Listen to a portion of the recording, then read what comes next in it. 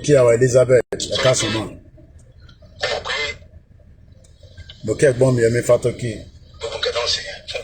Fúngbà díẹ̀ ní bẹ́ẹ̀ ni. Àti bí ìjẹ́ ìrìn tọ́rọ̀ ní ṣẹlẹ̀ ẹ̀sìn ni wọ́n ti ń pè mí. Àwọn fẹ́ wá mú máa arrest mi. Wọ́n ti ń sẹ́ni mẹ́sẹ̀jì oríṣiríṣi pé wọ́n fẹ́ wá gbé mi lé. Ẹ̀rù kẹ̀kẹ́ ò sì bá mi. Ẹ̀rù Gbogbo àwọn tó wà bẹ̀ pátápátá inú wọn dùn. Mo kí Mr. Taofeek Quadri. Mo kí Mr. Adéyẹmí. Àwọn tí wọ́n ń pa iná làwọn jọba lé lórí.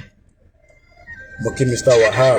Àwọn ọba gan ni wọ́n rìn pè mí. Mo kí ẹ̀yin tó wà ní Stratford àdúgbò yín ni mo wà lọ́sàn-án mo kí yín. Àwọn ọmọ àwọn tó ń pa irọ́ jọ́ ọ̀la àwọn. Bẹ́ẹ̀ni. Àwọn náà sì jọba lé lórí. Bẹ́ẹ̀ni. Òtítọ́ bẹ́ẹ̀ kò sí àgbààgbà Yorùbá tínú rẹ̀ tó sí pé kò sínú àgbà ẹ̀rù ń bà wọ́n náà ni ẹ̀rù ń bà wọ́n bàbá wa ni. Bẹ́ẹ̀ni. Inú tí wọn náà dùn bí wọ́n ṣe ń pa wá bí Fúlàní ṣe ń jí wa gbé náà wọ́n lọ́wọ́ wa ní wọn ò dún. Ṣùgbọ́n ẹ̀rù ń bà wọ́n ọba àwọn iye wọn nípò bí tí wọ́n wà. Sẹ́wọ̀n yìí pé nígbà tí wọ́n ń jí àwọn aráàlú gẹ̀gẹ̀ gbé tí wọ́n ń pa wọ́n. Tẹ́lẹ̀ kẹ́kọ̀ọ́ sọ̀rọ̀ ń bọ̀ ya wọ́n lọ jí ọmọ ọba gẹ̀gẹ̀. Mo kí Mr. Adams Ọlámilékan. Mo kí Mr. Wálé Isia. Wọ́n sì gba $4 million lọ́wọ́ bàbá kan tó gbọ́ ọmọ bàbá fún bàbá. Àwọn Fúlàní. Torí pé ń bọ̀ ọba ya ayé ti gba àwọn Fúlàní ìlú pé wọ́n wá gbé ọba fún ẹnu àbí wọ́n nìkan lọ kí wọ́n rà lọ́dọ̀. Mo kí Mr. Yẹni. Mo kí yín. A sì dákẹ́. Àdákẹ́. A sì sọ̀rọ̀. Àsọ̀rọ̀. Àwọn bàbá wa dẹ̀ dákẹ́. Olóyè ni a tún gbóhùn wọn yẹn Ọlọ́run jẹ́ a máa rí wọn gbọ́ ẹjẹ́ sáré gbọ́ èlé ká tó wọnú ètò. We made a declaration saying that it's too late for restructuring in Nigeria. Okay. You remember in 1962 there was a massive problem in Nigeria when Awolowo was arrested. Okay. Our people talked to us. There was crisis for over 4 years that led to the coup. Okay. There was a Yòrùbá meeting of elders called the Yòrùbá Leaders of Thought. Okay. We relented. Okay. The thing continued. Yòrùbá has continued to lose ground since that time. Okay. In 1993, there was the annulment of the... Ẹ bá wa share program yẹn ẹ gbọ́ wọlé share button kẹ́ comment. The former Oni spoke and said Yòrùbá should... Mo kí our comfort. And, contest an election. We did. It led Mo kí Mr. Ọláìwọlá Ganiu. It happened 1998, just before the handover to the democratic elected government. Yòrùbá did not want to go Bẹ́ẹ̀ni. for anything like Nigeria again. Okay. But then it failed. Look at where we are. Okay. Yòrùbá has been losing ground since 1914. Okay. And we are just tired. Okay. We are there for restructuring. It's too late for restructuring in Nigeria. Okay. It's too late for sovereign national Mo conference. kí àwa Ìyábọ̀ Olúbùnmi Olúwọlé ẹ̀ka sọ́mọ́. Now is Oduduwa Republic. Odùduwà Republic. And we are very categorical about that. Okay. We have made that very clear. Okay. We have made declarations. Okay. And we are very serious about our demands. Okay. Every region just go to its own tent. Okay. Yoruba wants to be on its own. Because the problem Mo kí láti Texas. Gunsling, thank you so much. Okay. Mr. Kayode Temitope Clement Mo kí yín sir. 1960 we were far ahead of South Korea. Okay. And North Korea. Okay. We were far ahead of China even. Okay. We had television before France. Kí ló wá ṣẹlẹ̀? We had radio before South Africa. Okay. Well, look at where we are today. Okay. I think it's a shame that Mr. Ademola Ọ̀gbẹ́ni Mo kí yín. at this point in time. Mr. Aziz Ọmọlára Mo kí yín. Ẹlẹ́gbẹ́jẹ̀ Lílì Mo kí yín. Ọládùnní Emmanuel Mo kí yín. But they are always talking about giving Nigeria a chance. The process of Yoruba with Nigeria has come to an end. Ìgbà tó bá ń wà la máa declare a kì í ṣe Biafra Yorùbá ni wá, so don't mix us together with the Biafra. Tẹ̀bádẹ́ lọ farabalẹ̀ gbọ́n kan tí Simon Ekpa sọ dáadáa torí pé gbogbo yín ẹ̀ ń gbọ́ràn ẹ̀ ń gbọ́ nǹkan díẹ̀ lẹ́kọ̀ọ́ máa gbọ́ máa declare.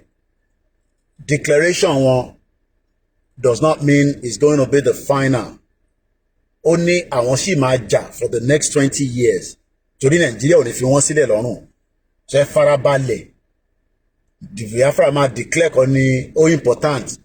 What happened after a declaration? East Timor make a declaration ní 1975. 9 days after, Indonesian government padà pa 200,000 of them. Ó take wọn ní another 30 years kó tó padà wá di full independent country lẹ́nìí. So kò ń ṣe pé kákọ̀ ní a ti declare Yorùbá nation o. So púpọ̀ nu yín ẹ gbọ́ àlàyé dáadáa.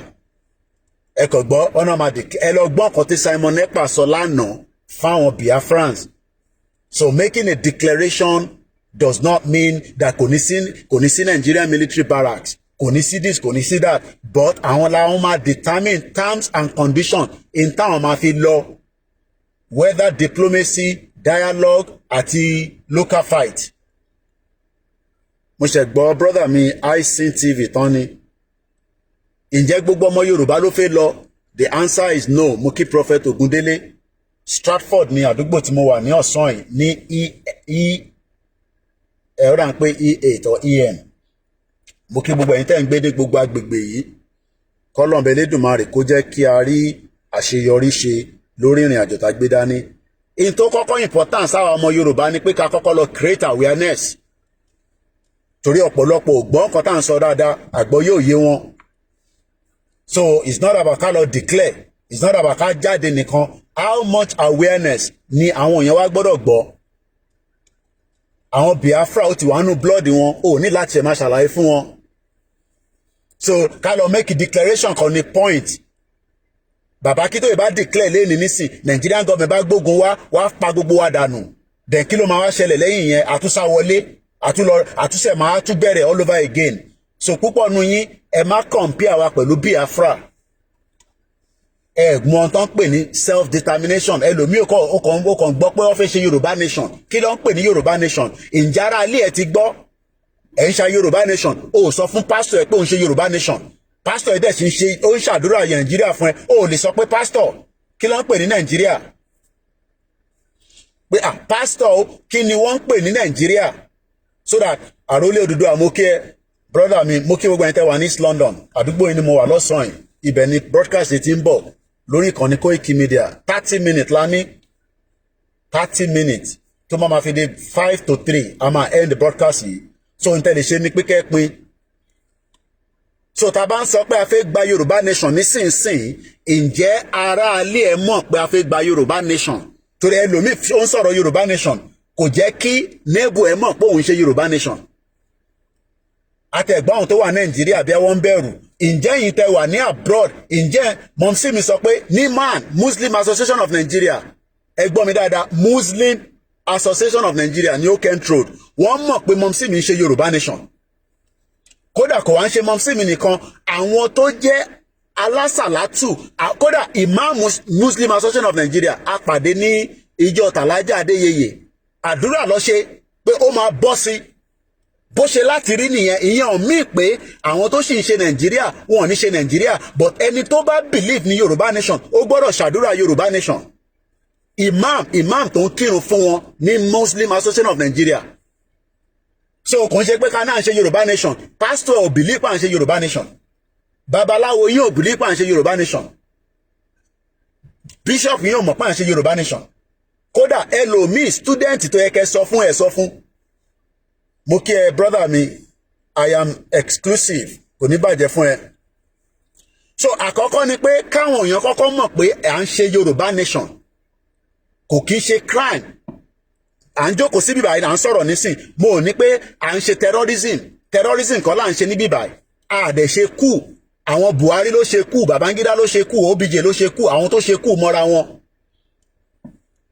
So the first pointer òun ni pé ká kọ́kọ́ mọ̀ pé à ń ṣe Yorùbá nation kò ń ṣe wọn bá àwa tájọ́ ń ṣe yìí. Àní ní mọ́ṣáláṣí níbi tí mo sì tèmi ti ń kírun ní London for the last 4 years wọ́n mọ̀ pé à ń ṣe Yorùbá nation. Kò sẹ́ni tí kò tí ì ṣe nǹkan kan tẹ́lẹ̀ tó yàtọ̀ sí Yorùbá nation but for the fact pa ti ń pariwo Yorùbá nation nísìn ìyẹn ló yẹ ká gbójúlé. So tàbá ní ká lọ make it ẹ lọ farabalẹ̀ gbọ́ presentation Simon Ekpa lánàá àwọn máa declare ní December 2nd àmọ́ ó lè take àwọn ní 20 years láti fi bá Nàìjíríà jà. And by that 20 years probability pé Tinubu gan á ti kúrò lórí oyè tó bá tẹ̀ ṣọdún mẹ́jọ. So that means pé tí Tinubu bá gbéjọba fún ẹlòmíì tó bá gbé fún yẹn wọ́n máa fẹ́ make sure pé àwọn attack àwọn Biafra ṣé tó bá bẹ̀rẹ̀ sí attack wa kí la fẹ́ fi defend ara wa? Owó rẹ̀ àdá awareness rẹ̀ à create kò dẹ̀ ń ṣe pé awareness ká bọ́ sí títì nìkan ló fi ń create awareness. Elate isin mo ṣe wo tán I have driven about 24 minutes almost about 13 miles or less than that níbi tí mo ti drive débi báyìí mo farabalẹ̀ mo ń gbọ́ brother mi isin TV the same pointer tó raise yẹn lèmi náà fẹ́ raise nísìn. Bẹ́ẹ̀ ni àrólé Odùduwà, grassroots awareness is the first step to get a nation. Nígbà táwọn Dúpẹ́ Onítìrí declare nísìn kí ló mú jáde fún yín? Mo sọ fún yín pé ọ̀tọ̀ ni pé ká declare, ọ̀tọ̀ ni ká má lè defend ibẹ̀. Ṣebí mo sọ fún yín? Mo sọ fún yín nígbà tí Dúpẹ́ Onítìrí, àwọn kan tẹ̀ ní ká má máa pè bẹ́ẹ̀, but Dúpẹ́ Onítìrí àti Ìjìnlẹ̀ nígbà tó náà máa declare ní Ìbàdàn, kí ni the end of it? Kí ló mú jáde nísìn? Mo kí bàbá mi Adékúnlé Nurudeen, Ọlá Oòduà, mo kí yín Mr. Bakari. So àwa tí a mọ̀ nípa nation tẹ́lẹ̀, àwa náà ti wá lọ study ẹ̀. Yàtọ̀ sí pé bàbá Akíntóyè jẹ́ historian, ó dẹ̀ jẹ́ kó yé wa bí ICTV brother mi tó ṣe parí program ẹ̀, ó ṣe parí nísinsìnyí, ó jẹ́ kó yé wa pé United Nations, mo sọ ẹ́ fún yín ní ṣé lánàá la sọ̀rọ̀ United Nations. Mo ní United Nations is just a building. Tí kò bá sí crisis, but ká tó fẹ́ create crisis, àwọn wo la fẹ́ ṣàlàyé fún pé a fẹ́ ṣe crisis? Kí ni reasons a ṣe fẹ́ mú crisis jáde? Mo kí Mr. Paul Adeleni. So even bí Tinubu bá tẹ̀ parí jẹ́ tenure, bó ṣe second tenure tán, Biafra sí náà àwọn máa jà lọ, táwọn máa fi wá di pé because àwọn governor wọn nígbà, àwọn politicians wọn nígbà, wọ́n make a declaration kò mí pé governor wọn máa accept sí. But ìyàtọ̀ kan ni pé kẹtọ́ lóye fẹ́ make a declaration, ǹjẹ́ àwọn èèyàn nísìn àwọn tó ń pera wọn ní Biafra inú blood ló wà, àtàwọn tó disagree pẹ̀lú Simon Ekpa. 90% àwọn ọmọ Igbo Biafrans ni wọ́n. Ṣá lè sọ pé 90% ọmọ Yorùbá nation ni wọ́n. Because nínú pé à ń ṣe Yorùbá nation, ibẹ̀ làwọn kan tún máa attack wa pé àmọ́ tá à ń sọ bí IC ṣe sọ, ẹlòmíràn á fẹ́ tọ̀ another 50 years ká tó gbà. Kí lẹ̀ ń gbàdúrà pé kó tó 50 years nígbà tá yẹ pé tá bá kóra wa papọ̀ ká dúró lódindi, ó máa yá kíákíá. So àwa ni ká kọ́kọ́ sọ fáwọn èèyàn pé a fẹ́ gba country.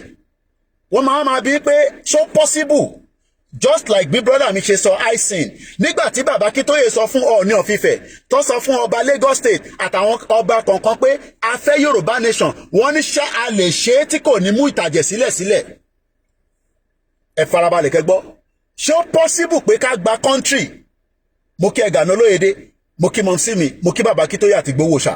So possible, mo kí Kọmíṣọ́lá kò gbọ́dọ̀ kú, mo kí Ìfẹ́lódùn àti Akíkanjú, mo kí àwọn Iron Lady, mo kí gbogbo wa pé a kú padẹ̀mọ́ sílẹ̀ ìyẹn awareness program. Mo kí Sister Bukky, mo kí gbogbo àwọn elétò, mo kí World Media. Ara awareness ta fẹ́ ṣe, ṣé mọ̀ pé àwọn kan tún tako pé a fẹ́ ṣe awareness ní London bí àtòrí pati Ìgbòho làwọn wò, wọ́n ní Ìgbòho gbọ́dọ̀ ṣe birthday party o. Mo lórí yín, orí ń ta yín. Kí ni mo sọ? Orí ń ta yín. Ẹ̀yin tẹ́ ẹ̀ mọ bó ṣe operate pa fẹ́ gba country. A fẹ́ gba country, àwa ní ẹni tí a lè fi put pressure fún government láti ta. Ẹ wá ní pé ká má lo opportunity yẹn. Moreover, tá bá celebrate Ìgbòho lójoojúmọ́ kò tí pọ̀ jù. Kò ṣe pé a lè celebrate ẹlòmíì náà. Bá ṣe ń celebrate Ìgbòho, a máa celebrate àwọn akíkanjú ọmọ Yorùbá tó ti kú níjọ́ náà lọ́hùn, àwọn jagunjagun lẹ Yorùbá àtàwọn present one but tá bá náà fẹ́ gba country, kí la kọ́kọ́ gbọ́dọ̀ ṣe? Òun ni awareness ta bẹ̀rẹ̀ ní 4 years ago. Lára awareness a sọ fáwọn èèyàn pé má lọ dìbò. Wọ́n ní ọmọ ọ̀dí kí ń ṣèdí bẹ̀bẹ̀rẹ̀ ká gbélẹ̀kẹ̀ lẹ sí ìdí ẹlòmíì. Ṣé aṣọ́ pé ilẹ̀kẹ̀ ṣì wà nídìí Tinubu báyìí? Ìbéèrè ni o, ẹ mọ̀ pé mi máa ń béèrè question. Mo kí ẹlẹ́ǹkan ṣàrólé, mo kí ẹ easy, mo kí gbogbo ẹ̀yin ọmọ Yorùbá. Èmi á máa sọ fún yín pé ṣé aṣọ́ pé ilẹ̀kẹ̀ tí a gbé sí ìdí Tinubu, ilẹ̀kẹ̀ yẹn ṣì ń bẹ nídìí ẹ̀ àbí ó wà lọ́wọ́ Fúlàní? Torí pé àwọn ògbésẹ̀ kan tí Tinubu ń gbé ó fẹ́ lè má yé wa mọ́. Ẹ bá mi bi àwọn tí wọ́n campaign fún Tinubu pé kí ló ń ṣẹlẹ̀ gangan, àti pé ibo gangan ló ń lọ, kí ni direction ẹ̀? Torí pé òun ní direction tóun ní pé òun fẹ́ build a one Nigeria tó máa ṣiṣẹ́ fún gbogbo wa, but a mọ̀ pé kò lè ṣiṣẹ́. Ó kọ́kọ́ ti lọ mú anthem jáde, àwọn kan ní sọ̀rọ̀ anthem ló kàn. Ṣé ó ń dọ́gbọ́n ni àbí ó ń prepare Nàìjíríà láti yọ kúrò nínú Nàìjíríà kó dá padà sí bó ṣe wà tẹ́lẹ̀? Àwọn kan náà wọn ò lè gbàgbọ́ pé irọ́ ló ń pa. Ẹ bá wa bí Adéyínká grandson, ẹ bá mi bí ọ̀rẹ́ mi Òṣòdì Òkè pé níbo ni direction tí Tinubu ń gbé wa lọ, nítorí pé àwa mọ̀ pé direction tí bàbá Akíntóyè ń gbé wa lọ ni pé ká dá dúró gẹ́gẹ́ bí orílẹ̀-èdè. Àmọ́ ọ̀pọ̀lọpọ̀ ọmọ Yorùbá disagree. Ẹlòmíì tara pé Ìgbòho ló wà níwájú òun ló ń ṣe irú Ìbà Gani Adams nísìn inú ọ̀dùn sí bó ṣe jẹ́ pé Ìgbòho là ń pè, but ẹ ti gbàgbé ni ìgbàgbé ń ṣe gbogbo nítorí pé púpọ̀ nínú ìtẹ̀sẹ̀ darapọ̀ mọ́ wa. Ìbà Gani Adams lákọ́kọ́ lọ pè. Ìyá mi Erelu ṣì ń bẹ ní London, kọ́lọ̀ bá wà pẹ̀lú ìyá yẹn. Mo sì bá Heritage sọ̀rọ̀ níjẹta, àjọmáṣe rally ni. Heritage busy gan, bọ̀ mo ti bá wọn sọ̀rọ̀, wọ́n náà àjọmáṣe ni. Gbẹ̀du àjọmáṣe ni. But ìbéèrè ni pé kí ló fà á tí Ìbà Gani Adams ò ṣe dàbí Ìgbòho káwá máa pé Ìbà ní òun máa wò ó ná ìjáwọ́ ọmọ Yorùbá ti ṣe tán. Ìbéèrè tí bá ń bi wá nìyẹn. Tá a bá ti ṣe tán, ṣé ẹ̀yin ò gbọ́dọ̀ sọ fún wa pé a ti ṣe tán? Ṣé a sọ fún Ìgbòho kó tó sọ fún wa pé ṣàti rẹ́dì? Ẹ̀wọ̀n ọmọ Yorùbá ẹ̀gbọ́n mi, Ìbà Gani Adams ni mo kọ́kọ́ mọ̀ kí n tó mọ olóyè Ìgbòho, ìyẹn àkọ́kọ́. Pé a bẹ̀rẹ̀ Yorùbá nation, Ìbà Gani Adams lápè, a invite wọn wá sórí Heritage, fídíò yẹn sì wà. Ìbà ní pé ṣé a ti ṣe tán nítorí pé ìjà ọmọ Yorùbá ò ṣeé gbé. Ṣó dìgbà tí ìjà ọmọ Yorùbá bá ṣeé gbé ló máa bá wa dá sí. Láàrin méjì ẹ̀, wọ́n máa dẹ ẹgbẹ́ kan sílẹ̀ náà, àwọn náà dẹ́gbẹ́ sílẹ̀ o. Wọ́n ń pè wọ́n ní Yorùbá One Voice. Wọ́n dẹ̀ ṣiṣẹ́ dáadáa. Àwọn tó kó sínú ẹgbẹ́ yẹn títí dé Japan. Kí ló wá dé tí Ìbà náà dúró tán? Pé lórí Yorùbá nation la fẹ́ àfẹ́ Nàìjíríà mọ́. Sódà ká kúkú mọ̀ pé Ìbà la máa pariwo. A rí pé Ìbà is not honest. Interest Ìbà ṣì wà nínú Nàìjíríà. Ẹni tí interest ẹ̀ bá dẹ̀ ṣì wà nínú Nàìjíríà, a lè jọ ṣe. Àfi tá a bá ń parọ́ fúnra wa. His interest is a divided interest. Ẹni tó bá náà wọ́n fẹ́ Yorùbá country, interest ẹ̀ ò gbọ́dọ̀ tún wà nínú Nàìjíríà torí pé Nàìjíríà ò fà wá ní gbogbo ta fẹ́. Tó bá yẹ pé Nàìjíríà ò fà wá ní gbogbo ta fẹ́ ni, a ní máa pariwo pé a fẹ́ kúrò nínú Nàìjíríà. Nàìjíríà ò fà wá ní nǹkan ta fẹ́, ìyẹn la ṣe ń pariwo. Mo kí àwa Comfort Ológunjà, mo kí gbogbo ẹ̀yin GR1. Mo wá kí gbogbo àwọn ẹgbẹ́, àwọn organization láti ìlànà. So èyí tí ẹ sọ pé Ìgbòho là ń dárúkọ lójoojúmọ́ because Ìgbòho sọ pé interest òun Yorùbá nation ni, kò ṣe iyèméjì. Mo kí ẹ Kelvin. Ìgbòho sọ pé interest òun Yorùbá nation ni. Bàbá Akíntóyè ní interest òun. Mo sọ fún bàbá Adébánjọ, bàbá yẹn ti pé 95. Ẹ bá mi lọ gbé máìkì sẹ́nu bàbá yẹn kó tó kú. Pé kó sọ̀rọ̀ Yorùbá nation tán délẹ̀, ọ̀rọ̀ restructure Nàìjíríà yẹn kò lè work, ó ti late. But bàbá Adébánjọ at 95, kí bàbá yẹn sì máa sọ fún wa pé àwọn làwọn bá bàbá Buhari jà. Bàbá Buhari làwọn bá ṣe. Èmi rí bàbá yẹn. Mo ní bàbá ẹ jẹ́ n rìkọ́ọ̀dì yín. Ẹ jẹ́ ká rìkọ́ọ̀dì yín káwọn ọmọ Yorùbá mọ̀. Wọ́n ní Yorùbá nation làwọn fẹ́. Àmọ́ ká kọ́kọ́ lọ mú restructure jáde náà. Àwọn ọ̀dẹ̀ ló wà lára àwọn tí wọ́n gbé ìrìn àjò Tinubu débi tó dé yìí. Ìyẹn ọ̀rọ̀ ọjọ́ mi ni. A sọ pé traitor ní Ìbà Gani Adams. Ẹ má mú ọ̀rọ̀ traitor wọlé. A kàn sọ pé interest Ìbà Gani Adams kò wà pure fọ́nrọ̀ Yorùbá nation. It's as simple as that. But òun gangan ló yẹ kó dúró, àwọn ló yẹ kó dúró tán kí olóyè wá wà lẹ́yìn wọn. Kémi náà tún tí wọn lẹ́yìn kájọ máa ṣe Yorùbá nation. Mo sọ fún wọn pé mo máa wá sílé. So now, how many Yorùbá ló ṣe tán pé ká kúrò nínú Nàìjíríà? Tẹ́ bá dé Òṣòdì lẹ́rìí nísìn, pé ẹ bá dé àárín Òṣòdì, tẹ́ bá ní ẹ fẹ́ Yorùbá nation, àwọn tó ń bẹ lóṣòdì tí wọ́n mọ̀ tó ń pè ní local government, wọ́n á sọ fún yín pé Nàìjíríà làwọn fẹ́. Wọ́n máa sọ fún yín pé Nàìjíríà làwọn fẹ́. Na wàá wá bí wọ́n pé kí ni reasons ẹ ṣe fẹ́ Nàìjíríà?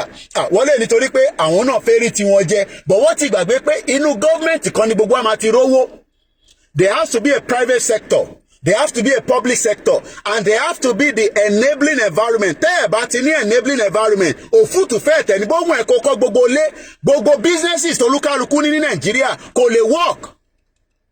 Because nígbà tẹ́ bá ń pawó nínú business yẹn, àbí nígbà tẹ́ bá ń pawó nínú business yẹn, tí nǹkan kékeré bá ṣẹlẹ̀ láàrin business yẹn, ó lè mẹ́mí yín lọ. Torí pé kò ní sí bẹ́ẹ̀ ṣe fẹ́ resolve dispute.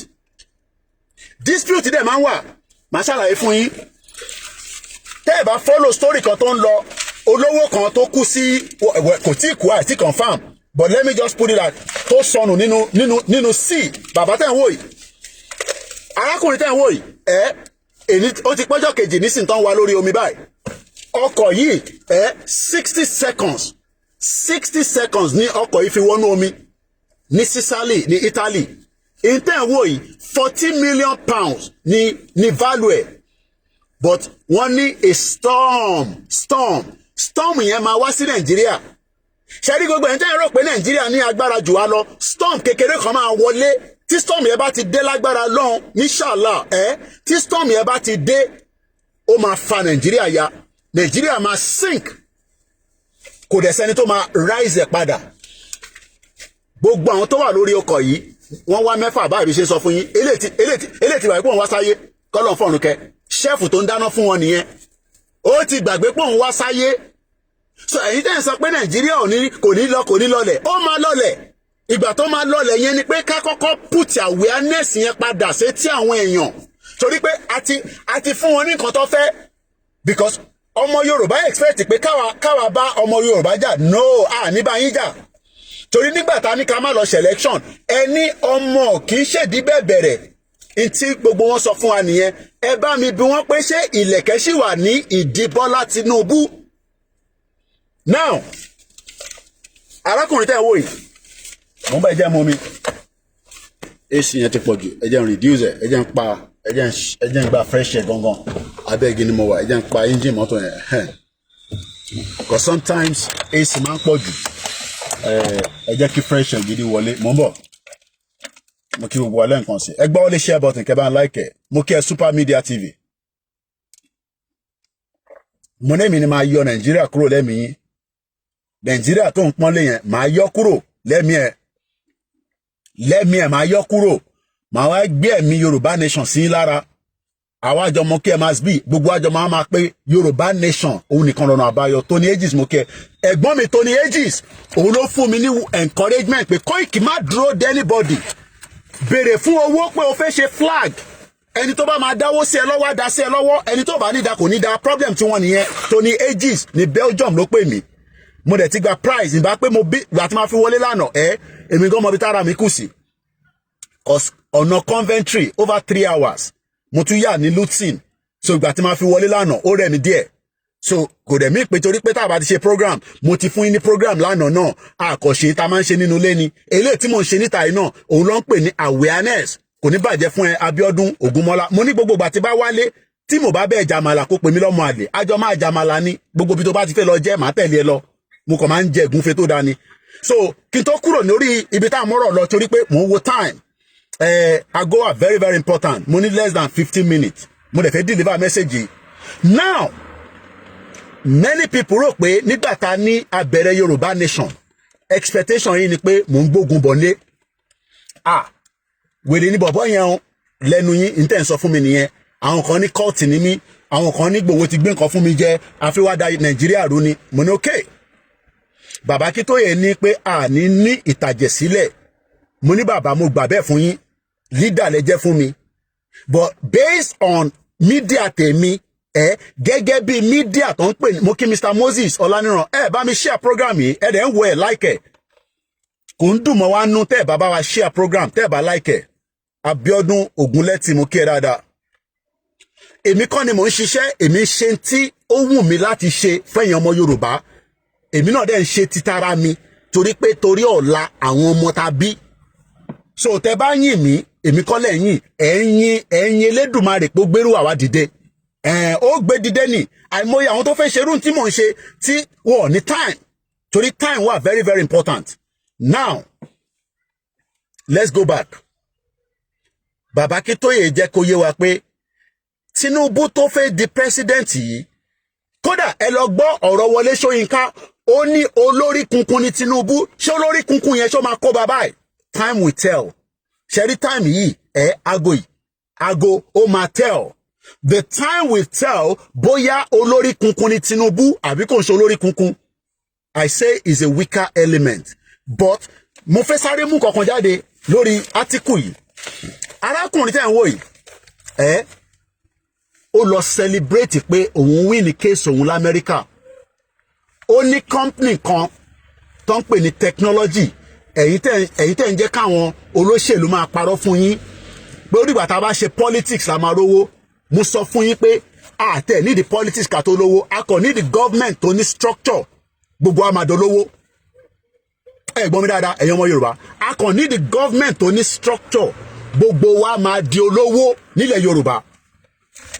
Arákùnrin ní 2011 ẹ jẹ́ n sáré kà fún yín mo ń bọ̀ ẹ jẹ́ n sáré ka story yẹn fún yín. The tech tycoon super yacht tragedy ó ti di tragedy báyìí inú omi ló wà báyìí ó ti kú ni ó yè ni èmi ò lè sọ pé ó ti kú torí pé wọ́n náà ṣì ń wá ni rescue ló ń ṣe lọ́wọ́ bẹ́ẹ̀ sáré kà fún yín.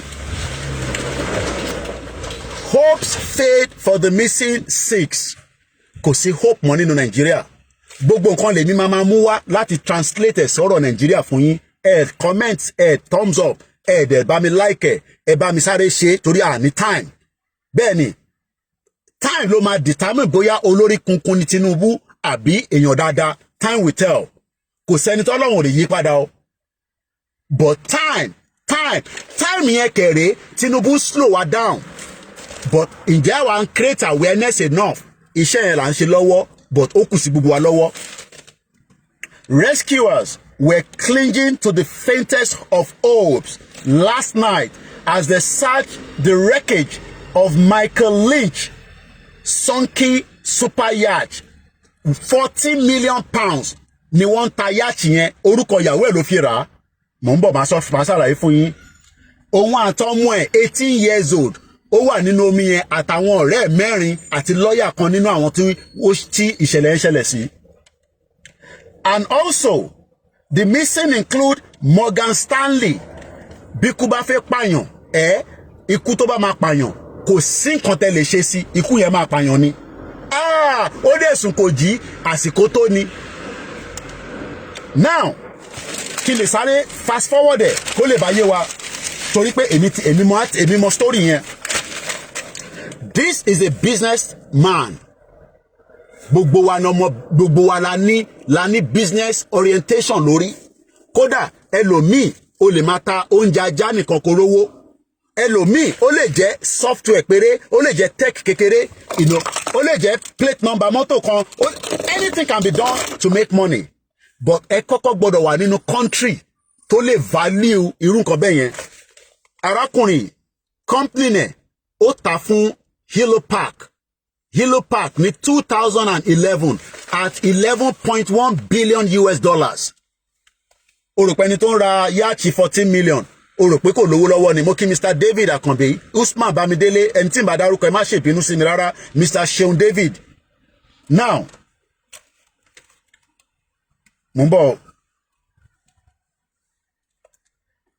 Mr. Lynch ìyẹn arákùnrin tẹ̀ ń wò yìí abẹ́ omi ló wà báyìí nísìnyí o ó kú ni ó yè ní àmọ́ báyìí o ẹ̀yin tẹ́ wà lórí Instagram ó ní bátìrì yẹn ti fẹ́ kú ẹ lọ darapọ̀ mọ́ mi lórí Facebook kẹ́ lè gbádùn ẹ̀ nbà dẹ̀ ni kí n ṣe báyìí gan sef tí bá ní kí n máa charge ẹ̀ lọ ok máa tó láti tan engine mọ́tò yìí ni torí gbogbo platform náà la need pé tí nbà dẹ̀ ti sínlé so there's limits to what mo rántí charge fóònù yẹn nígbà tí mo délé lánàá èmi gan body no be wood ó rẹ gbogbo body mi lánàá ṣẹyìn tẹwàá mi báyìí jẹ́ ká mú bẹ̀yìn torí fóònù ilé wà charge dáadáa so ká sáré gbẹ̀yìn sí bíbà torí time wà very very important màá tán engine yẹn padà again ilé tí ń charge nísìn at least ó ti ń charge so ẹ ní lose out mo fẹ́ kẹ́ lose out kò gbogbo àná ni àjọ ń ṣègbádùn ẹ̀ bí àṣà àròlé 1010 á ní gbogbo alájọ ń gbádùn ẹ̀ ó wọ kè bẹ́ẹ̀ nísìn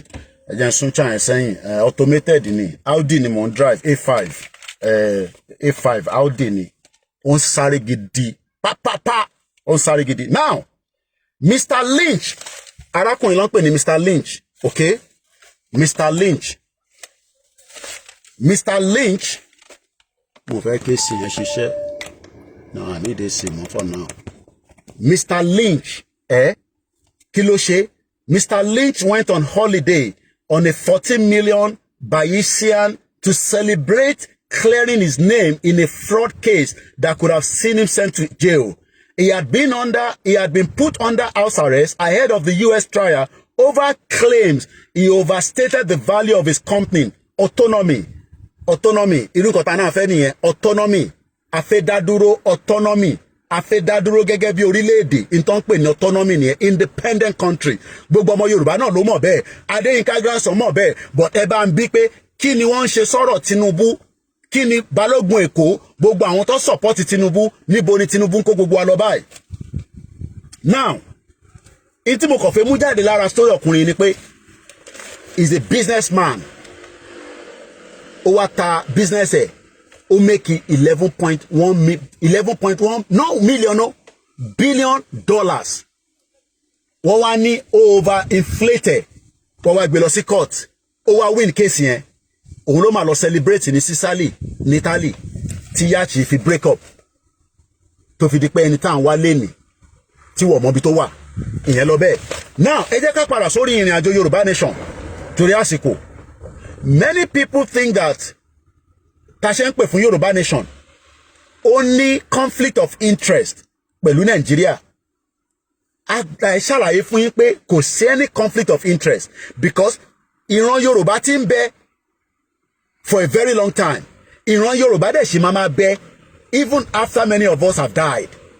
But in tí a lè afford láti ṣe mistake ni pé ká sọ pé torí pé Tinubu kan wà níbẹ̀ torí Dàpọ̀ Abíọ́dún kan wà níbẹ̀ torí àwọn governors kan wà níbẹ̀ and then we lose everything because a fẹ́ accept Nigeria fúnra wa. There is no need to accept Nigeria anymore. We have accepted Nigeria as British wanted it for 100 years. That has already finished. That 100 years is no longer valid. What we should demand for now is to return back to an autonomy, independent Yoruba country. Ẹ̀gbọ́n kan tí mo sọ.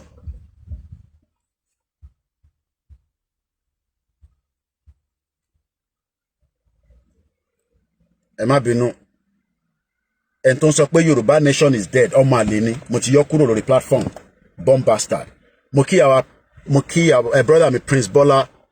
When somebody says to you, we want an exit, what àwọn tó wà nílé kọ́kọ́ rò ní pé kí lẹ mí pé fẹ́ kúrò ní Nigeria? Why should we go out of Nigeria? Nígbà tẹ́ pé inú Nigeria ló bí gbogbo wa sí, but like I said yesterday, àwa la ní ilẹ̀ yẹn. And we have been existing before the British came, before the Portuguese came. Let's go back to the history again. Only kankan tí mo rí nínú history tí I always love to look at today's in history. 1911, that was 3 years before the fraudulent Nigeria was created. 1911 here, Leonardo da Vinci Mona Lisa was stolen from the Louvre in Paris. That means pé ibì kan wà tán pè ní Paris ní 1911. Ṣé ibì kan wà tán pè nílẹ̀ Yorùbá ní 1911? Ṣé ibì kan wà, mo kí Mr. Sadiq Orílọ́pẹ́ ẹ dá mi lóhùn. Mo ní ṣé ibì kan náà wà because òyìnbó ń jẹ́ kémi mọ̀ ní sí pé ní 1911 wọ́n ti jí bí at whatever kan ní Paris ní Louvre wọ́n dẹ̀ ni wọ́n recover ní Italy. That means pé Italy wà ní 1911, Paris wà ní 1911, Britain wà ní 1911. Tatulele. All right. Mo ń bọ̀, ẹja yọ kúrò, mo ń bọ̀. Àwọn ọmọ àlè lórí burúkú tíyà wọn àti bàbá wọn. Mo ń bọ̀.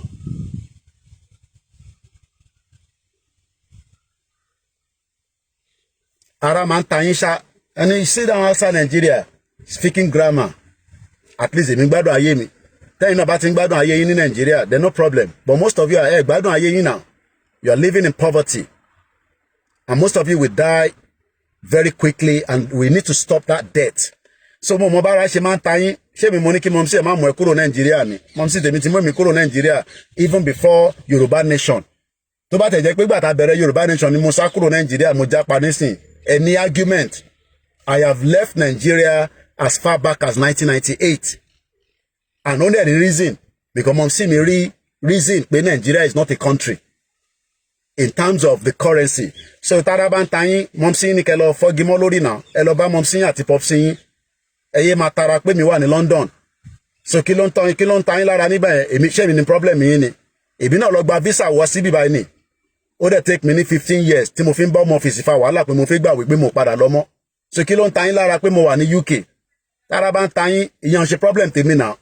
1992 ni mom sí mi ti ya kúrò Nàìjíríà èmi náà ya kúrò ní 1998 1995 mo ṣe tán l'Abẹ́òkúta grammar school mo ní mo fẹ́ lọ sí Unilag mom sí mi ní Unilag kọ́ lógógógó ni kí ló ń ṣe níbẹ̀ mo ní àwọn ọ̀rẹ́ mi lọ síbẹ̀ wọ́n ní kí n má wọ́rì kí n fi wọ́n sílẹ̀ àwọn ọ̀rẹ́ yẹn wá pàdé ẹ níwájú ọ̀rọ̀ yẹn ò yé mi púpọ̀ náà àwọn tó lọ sí Unilag lẹ́nì tó káàkiri tó kàwé ní Nàìjíríà ní sí wọ́n ríṣẹ́ their life is miserable kò wá ń ṣe gbogbo wọn ẹ má get me wrong but majority àwọn tajọ jẹ́ sàwáwù nígbà tí máa wálé padà after many years ṣe lẹ wọ́n dàbẹ̀ tó sick mo ń béèrè pé ṣọ́ sick ọ̀rẹ́ mi kan ní wọ̀ sick mo ní kí ló dé fi gbọ́n wò báyìí so don't blame me for living in London okay go and blame your own parents jealousy rẹ̀ ló fi pa yín problem tí yín dẹ̀ nìyẹn kò ṣe problem tèmi mom sí mi dẹ̀ ti ń travel as far back as kó tó marry bàbá tó bí mi kọ́lọ̀ fọ́ọ̀rùn kí Alhaji Ọmọ́táyọ̀ Koiki kí ìyá mi tó marry ló ti ń travel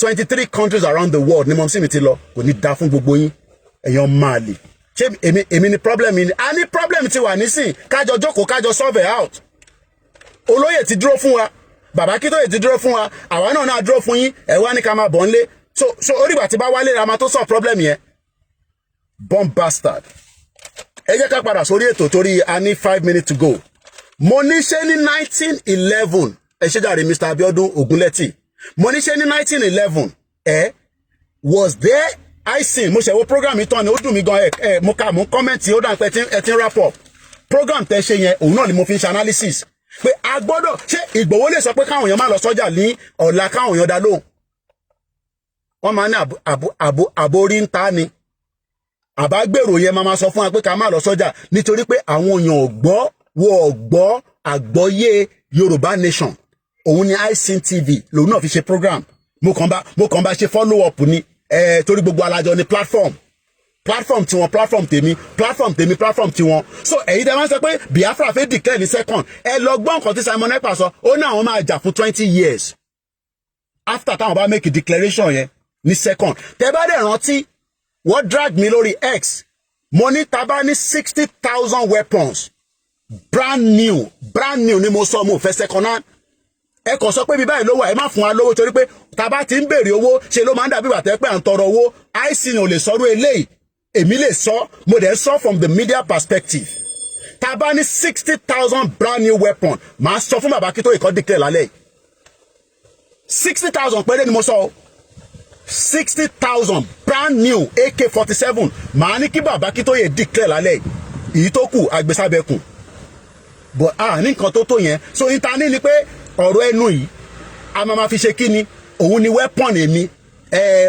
ò ní ìbọn nísìn kódà mo mọ bó ṣe ń yìnbọn bọ̀ mo mọ̀ pé tá a bá bọ́ sórí M1 mo show yín ní M1 lánàá tá a bá ti wà lórí M1 yẹn gbogbo wa máa kọ́ bó ṣe ń ṣe kí ni a máa kọ́ bó ṣe ń yin gìtá kí bá fi gbogbo ẹnu sọ̀rọ̀ tán orí M1 yẹn láti máa kọ́ bó ṣe ń yin gìtá but ká tó lọ yin gìtá ǹjẹ́ ó da káwọn èèyàn wá gbọ́ pé ewu ti ń bẹ because nígbà tá a sọ pé ewu ń bẹ àwọn èèyàn sọ pé kò séwu kankan wọ́n ní kò séwu ẹlòmíì sọ pé kò sí problem àṣà èmi ò tẹ̀ follow news kankan lọ ní Nàìjíríà in the last 24 hours mo kàn follow update ni pẹ̀lú àwọn news report àwọn ọmọ mi but mo mọ̀ pé wọ́n ní Fúlàní wọnú igbó ní Ògùn state now ṣé ní governor l'Ògùn state kí ló dé tí Fúlàní ṣì wọnú igbó ní Ògùn state nígbà tá a ní ọlọ́dẹ a ní àmọ̀tẹ́kùn a ní ọlọ́pàá kí ni ó ń fa insecurity is it a deliberate act ṣé wọ́n fẹ́ pull wa down gẹ́gẹ́ bí ọmọ Yorùbá kí ìyà lè jẹ wá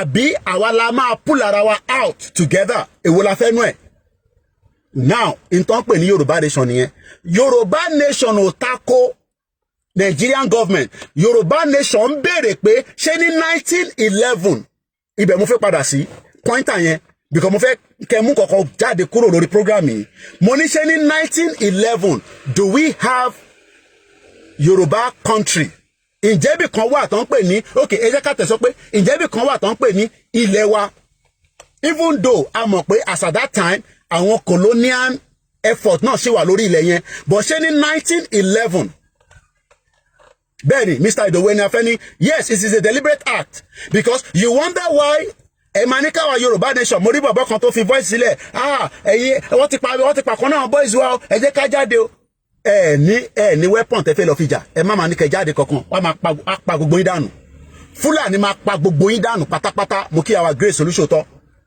so ẹ jẹ́ ká padà sórí pointer yẹn ní 1911 3 years before Nigeria níbo ló ń pè bẹ̀ yẹn because àti gbọ́ nísìn nínú pépà tí mo kà fún yín pé ní 1911 wọ́n ní wọ́n jí ère kan bíi artwork ní Paris that means pé Paris yẹn exist ní 1911 Britain yẹn exist so Nigeria exist ní 1911 torí pé ẹ̀yin tẹ́ máa argument blindly ẹ ti ra data MTN 100 naira ẹ wá sórí program ẹ náà wà níta and speak grammar you dey speak grammar come back to Nigeria let us fight it together nígbà tí Sowore wà nílé ṣe bá ṣe kí lẹ bá Sowore ṣe nígbà tó wà nílé nígbà tẹ́mi wá sílé ṣé púpọ̀ nù yín tẹ̀lé wa mo mọ àwọn tó tẹ̀lé wa nígbà tí a wá sílé tí mo wá sílé ní 3 years ago so tí n bá wá sílé nísìn I am doing what they call awareness nítorí pé mo ò níbọn tí mo fẹ́ gbélé yín lọ́wọ́ but ẹ bá sọ fún mi pé nǹkan wà gìtá wà brand new 60,000 tí Koiki wà ní bíbá ẹ lọ kó then mama bọ̀ nílé lọ́la màá ra ticket one way ticket airport Nigeria dẹ̀ ni máa gbà wọlé kò dẹ̀ sí kankan tó máa ṣẹlẹ̀ torí mo mọ̀ pé tí bá ní 60,000 nínú 60,000 yẹn wàá fi díẹ̀ wàá pàdé mi lẹ́pọ̀t wèrè tó bá fẹ́ dá mi dúró lẹ́pọ̀t á fi gìtá á fi yọ orí ẹ̀ bọ́lẹ̀ ká má fi gbogbo ẹnu sọ̀rọ̀ tán gìtá la máa fi yọ orí ẹ̀ bọ́lẹ̀ but the fact that ní gìtá fẹ́ dá crisis sílẹ̀ UN ò lè ṣe nǹkan kan fẹ́ anybody o UN kò ní ṣe nothing fún anybody UN ò kí ń fúnyàn ní country crisis ló máa ń dá United Nations is not to give you a country. United Nations is to tell you that there is a crisis here. Mo ń gbọ́ tí bá délé kọ́lọ̀ fún mi ní time máa tètè délé lẹ́ni so hopefully bí a máa catch up pẹ̀lú program. Ẹ lọ Google Barbados Prime Minister kẹ́ o bó ṣe ń takù wọn. Barbados Prime Minister tó bá jẹ́ pé a rí àwọn politician ilẹ̀ Yorùbá tó ń sọ̀rọ̀ bí Barbados Prime Minister bóyá ọ̀nà wa ti là díẹ̀. But in tí wọ́n ṣe ni pé púpọ̀ nu wọn lówó látara Nàìjíríà ẹ bèrè pé kí ni Ṣèyí Mákindé níbo ló ti rówó irú iléeṣẹ́ wo ló dá sílẹ̀ tó fi rówó àná òun ṣe oil and gas tẹ bá bí gbogbo wọn majority àwọn tó lówó Nàìjíríà lénìí all the money are the same from the resources of Nigeria. I'll see you in a minute. So what we should be asking for right now is to say that we have had enough. Enough is enough. Ọlọ́run ní fi wá sílẹ̀. We are not perfect. Ẹ má wá perfection nínú movement. Movement ló ń pè tá bá délé lérí a lọ ṣe reconciliation. Àwọn tá bá bájà, àwọn tá bá ṣẹ̀, gbogbo wa lọ ṣe reconciliation. But tá bá ń jàjàngbara lọ́wọ́, tó bá ní sympathy fẹ́ni tó ní Nàìjíríà lọ́wọ́, you're wasting your time.